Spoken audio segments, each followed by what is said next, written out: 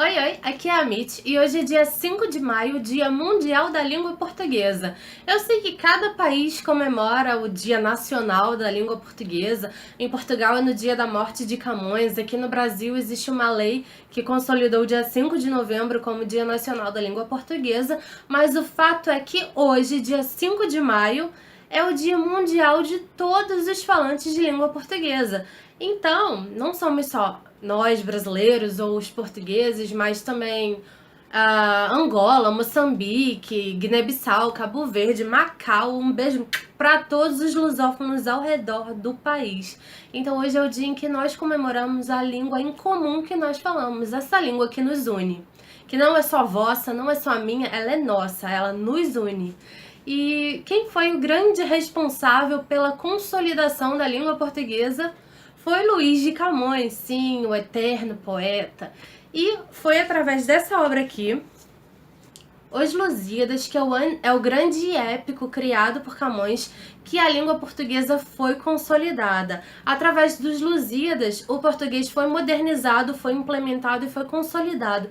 Mas e antes disso, Portugal não falava português? Não, Portugal falava uma mistura ali do latim com o castelhano, né? Pelas heranças da Península Ibérica, a Espanha ali na cola, fazendo pressão. A nobreza portuguesa falava espanhol e latim e o português era tido como uma língua vulgar. E o que o Camões fez? Modernizou o português. E através dessa obra aqui, escrita no português moderno, muita gente acha isso aqui dificílimo de entender, por ser a língua que eles falavam na época. Na verdade, gente, isso daqui já é português moderno. É muito similar à língua que nós falamos hoje em dia. Óbvio, tem uma palavra e outra que são diferentes, mas nada que o Google não ajude a compreender, não é verdade?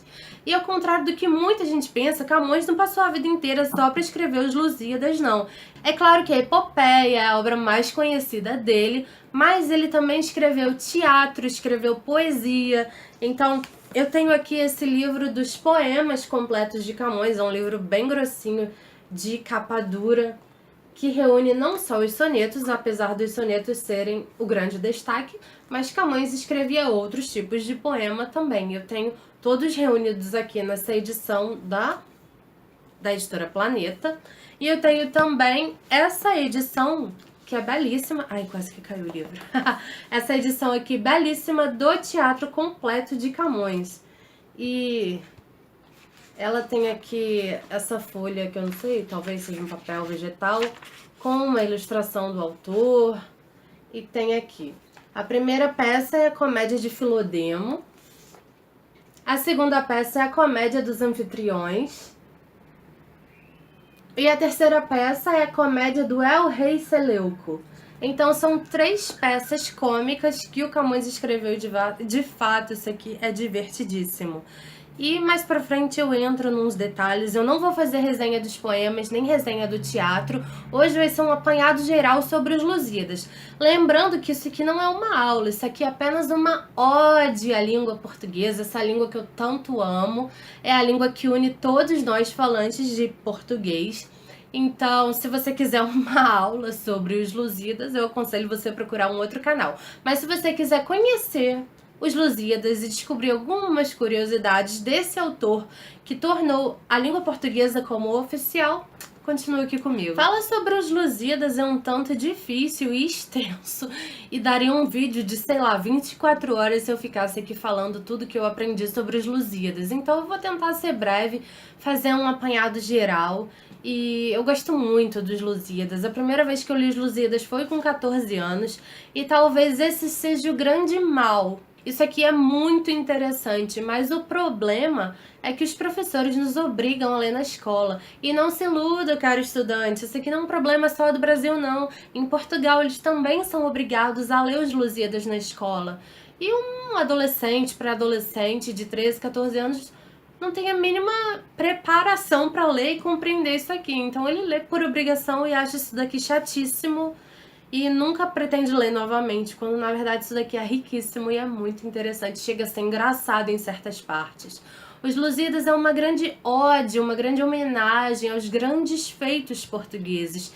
Dizer que é só uma narração da viagem que Vasco da Gama fez, passando pelo Cabo da Boa Esperança até chegar às Índias, seria resumir muito porcamente a obra, porque não é só isso, são os grandes feitos dos portugueses. A viagem de Vasco da Gama é só a premissa, é só um pano de fundo, mas não é tudo que contém aqui. Como vocês podem perceber, o livro é bem gordinho, tá todo marcado.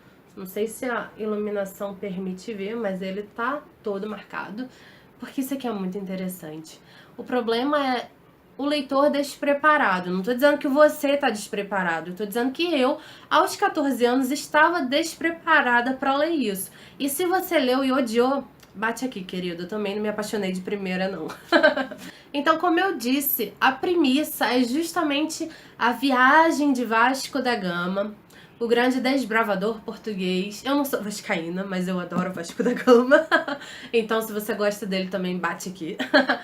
E ele fez o que jamais alguém havia feito antes, que foi cruzar o Cabo das Tormentas ao sul da África.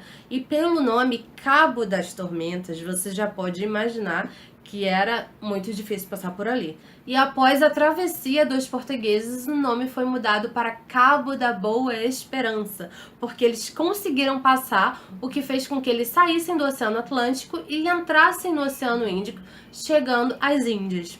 E qual era o grande objetivo de chegar às Índias? Primeiramente era catequizar, levar adiante a fé cristã, conquistar novos povos, conquistar novas terras e abrir uma nova passagem de comércio com o Oriente, né? Para conseguir as especiarias do Oriente e tal.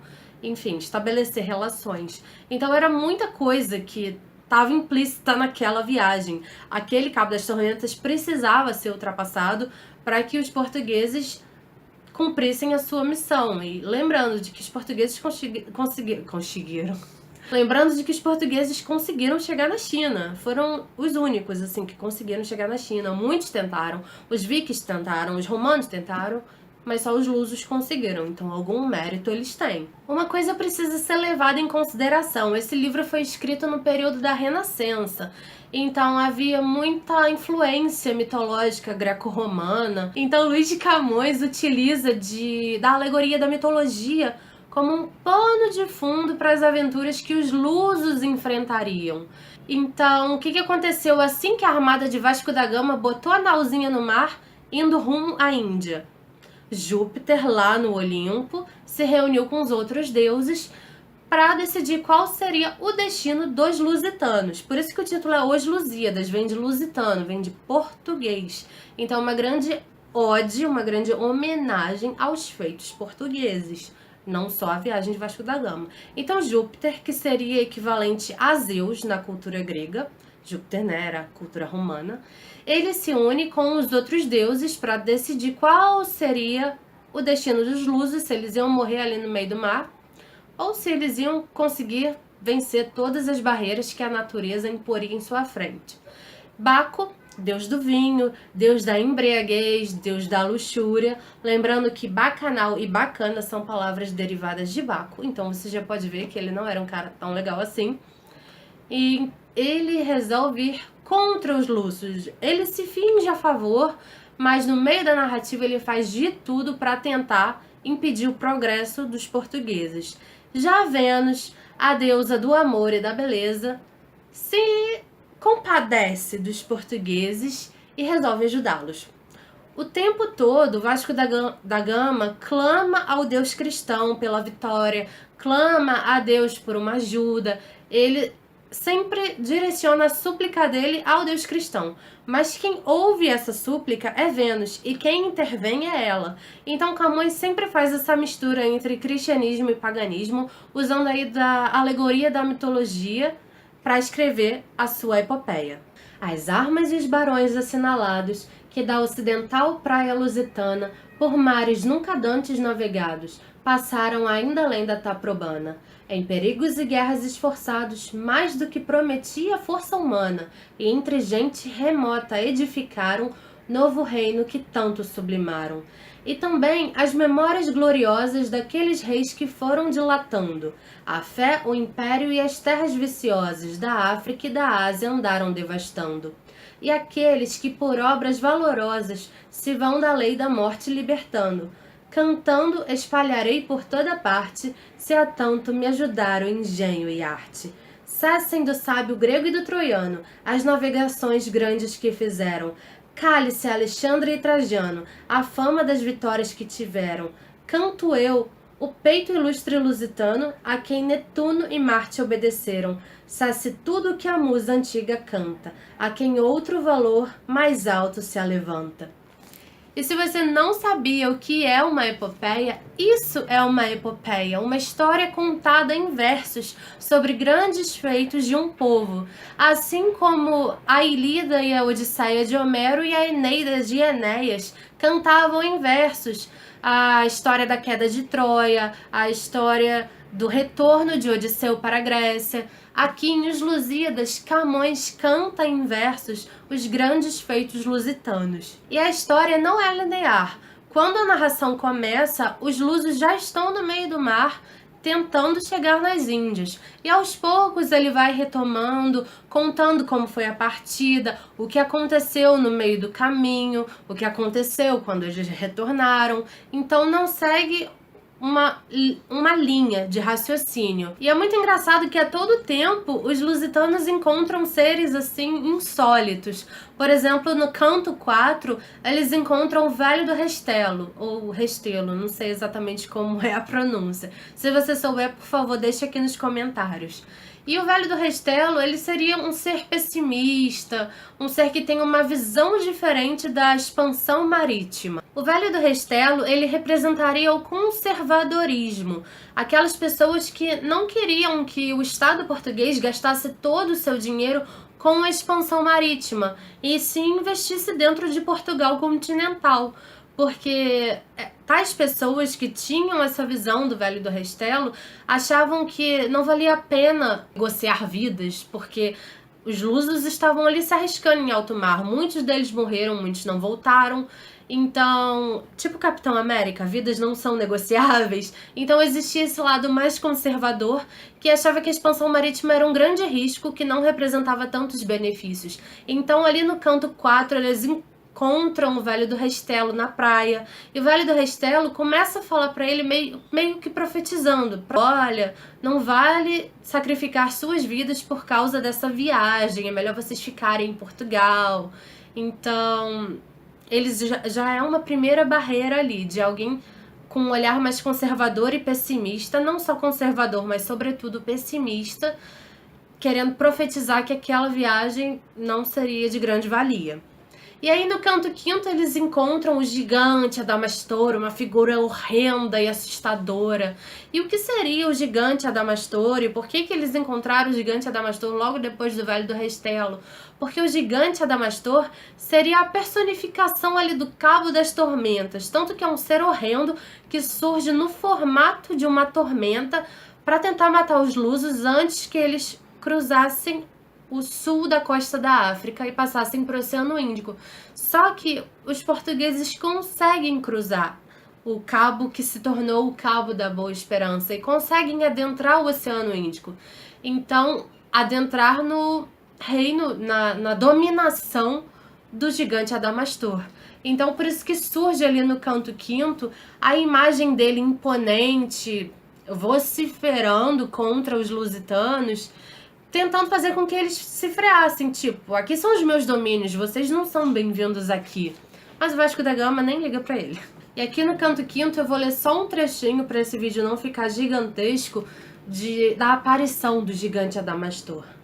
Não acabava quando uma figura se nos mostra no ar, robusta e válida, de disforme e grandíssima estatura, o rosto carregado, a barba esquálida, os olhos encovados e a postura medonha e má, e a cor terrena e pálida, cheios de terra e crespos os cabelos, a boca negra e os dentes amarelos. Tão grande era de membros que bem posso certificar-te que este era o segundo de Rhodes, estranhíssimo colosso, que um dos 7 milagres foi do mundo. Com um tom de voz nos fala horrendo e grosso, que pareceu sair do mar profundo. Arrepiam-se as carnes e o cabelo, a mim e a todos, só de ouvi-lo e de vê-lo. Então, a princípio, eles morrem de medo, porque surge uma tormenta gigantesca, falando com voz grossa, com uma imagem disforme, dentes amarelos, boca negra, vociferando contra eles, então eles se atormentaram só de ouvir aquilo. mas a coragem dos lusitanos era maior do que o medo, e eles atravessaram o Cabo das Tormentas, que se tornou o Cabo da Boa Esperança, e mais pra frente eles chegam na costa da Etiópia, e eles são bem recebidos pelo rei de Melinde, e pro rei de Melinde eles começam a contar diversos feitos da terra lusitana. Porque lembrem-se, o primeiro intuito era espalhar a fé cristã, não só fazer comércio. Então, o Vasco da Gama tinha um malabitanto, ele era um excelente negociador e um ótimo contador de histórias. Então, em cada país onde as naus atracavam, eles faziam amigos, eles tentavam fazer bons contatos ali e eles contavam as histórias do povo português para essas novas pessoas que eles iam conhecendo. Então ele contou inclusive a história de Inês de Castro, sim, a rainha que já era morta. E isso foi encantando os povos que eles conheciam. Então o Vasco da Gama meio que representa um pouco da sabedoria do conhecimento que o próprio Camões tinha. O Camões não conviveu com o Vasco da Gama, ele não estava naquela armada, lembrando que a armada é o coletivo de navio, para quem não sabe, e ele só cantou os grandes feitos, assim como Homero não estava lá no navio de Aquiles, mas ele cantou os grandes feitos de Aquiles, de Odisseu, a queda de Troia e tal. Então, lembrando, na epopeia, o escritor, o autor não precisa estar presente, basta que ele conheça a história. E foi a mesma coisa com Camões, ele não estava naquele navio, ele não participou daquela viagem, apesar de Camões ter feito diversas viagens, ter atuado em diversas batalhas. Ele foi o primeiro escritor europeu com vastíssimo conhecimento sobre culturas alheias. E ele colocou todo esse conhecimento na sua epopeia. E o Vasco da Gama, ele era um hábil diplomata. Ele foi ali um precursor da diplomacia, porque ele não chegava nos países com fogo e ferro querendo conquistar. Ele chegava ali na lábia, querendo conquistar a empatia dos povos. Então, ele contou suas histórias para o rei de Melinde. Chegando na Índia, em Calcutá, ele conta também as histórias dos lusos. Só que, como toda boa história precisa de um bom inimigo, assim como na Ilíada os gregos tinham como inimigos os troianos, nos Lusíadas não podia ser diferente. Camões precisou inserir na história um inimigo em comum que precisava ser odiado. E quem ele utilizou de grande inimigo? Darth Vader? Não, os mouros, que na verdade se tratavam dos muçulmanos. E como eu já disse, o grande intuito da viagem era catequizar, era espalhar a fé cristã. Eles tinham os mouros, os muçulmanos, como inimigo em comum porque profanavam o Deus cristão e porque os mouros eles eram bem violentos em batalha, tanto que em Lisboa há o Castelo dos Mouros, os mouros dominaram ali aquela parte de Portugal por muitos anos. Então Camões traz a figura deles, só que de uma forma mais maldosa, mais aterrorizante, tipo os nazistas na Segunda Guerra Mundial. E você me pergunta, mas Mitch, se a Vênus já se demonstrou a favor dos portugueses e está ajudando eles a seguir em frente, o que o Baco fez até agora se ele foi contra? Então, o Baco se aliou aos mouros, para que os mouros vencessem os lusos na guerra. Mas não foi exatamente isso que aconteceu, né? Nesta frescura tal desembarcavam já das naus os segundos argonautas, onde pela floresta se deixavam andar as belas deusas como incautas. Algumas doces cítaras tocavas, algumas harpas e sonoras frautas. Sim, frautas. Outras, com os arcos de ouro, se fingiam seguir os animais que não seguiam. Assim lhe aconselharam a mestra esperta, que andassem pelos campos espalhados, que vista dos barões a presa incerta, lhe fizessem primeiro desejadas, algumas que na forma descoberta do belo corpo estavam confiadas, posta a artificiosa fermosura, nuas levar-se deixavam na água pura. E isso é a primeira menção da Ilha dos Amores aqui em Os Lusíadas, no canto 9. E o que seria a Ilha dos Amores? Bom, já que os lusos venceram a batalha, chegaram nas Índias, fizeram comércio, levaram a fé cristã, venceram os mouros, nada mais merecido do que uma recompensa, segundo Vênus. Então, ela cria ali no meio do oceano uma ilha que seria descrita como um verdadeiro paraíso na Terra, onde os lusos encontraram-se ali e atracaram as naus e desceram e foram recebidos pelas ninfas semideuses ali da Ilha dos Amores, e foram muito bem recebidos por sinal. E a Ilha dos Amores era, na verdade, um plano da Vênus com o Cupido. O Cupido também, na mitologia grega, é o Eros, e a Vênus é Afrodite, não esqueçam-se disso. O Cupido era filho de Vênus, e sim, aquele que atirava flechinhas para fazer com que as pessoas se apaixonassem. Ele, juntamente com as ninfas, né, que foram ali mandadas por Vênus, ele atirava a flecha nos lusos para que os lusos se apaixonassem pelas ninfas e eles tivessem ali um momento de prazer antes de enfrentar toda a viagem de volta para Portugal. O que é legal de ressaltar é que a descrição perfeita da Ilha dos Amores. E realmente, pelo que o Camões diz, parece o paraíso na Terra, um lugar onde eu não ia querer sair dali para voltar para casa. E pelas descrições feitas pelo poeta, parece muito a ilha de Moçambique, porque o Camões ficou muito tempo exilado lá na ilha de Moçambique. E se você procurar no Google, a ilha de Moçambique é belíssima, tem assim uma vista lindíssima do horizonte, o mar é verdinho. Então, é um lugar onde ele se exilou, onde ele escreveu boa parte da sua obra lá também, e onde ele foi até que feliz. Então, a Ilha dos Amores, que representa o paraíso na Terra, teria sido inspirada na ilha de Moçambique. O que nos leva a entender o quão culto e quão vasto era o conhecimento do Camões. Porque sim, ele ficou exilado por diversas vezes, ele ficou exilado na Índia também, ele participou de diversas armadas. Então, ele conhecia bem ali a costa africana, ele conhecia bem a Índia, e ele usa a descrição desses lugares aqui. Então, não é uma ode só a Portugal, é uma ode aos feitos portugueses, mas às belezas naturais do mundo que ele conhecia. E a África é lindíssima, é riquíssima, é vasta, é diversa, e muita gente não dá valor a isso. Mas aqui o Camões usa as belezas naturais africanas como se fossem a descrição do paraíso na Terra. E eu acho isso muito legal. Mas a história não acaba por aí não. A Ilha dos Amores aparece ali no canto 9º, no início do canto 10º. Lembrando que a epopeia é escrita em 10 cantos, então o canto 10º é o desfecho da história. E o que acontece no canto 10º?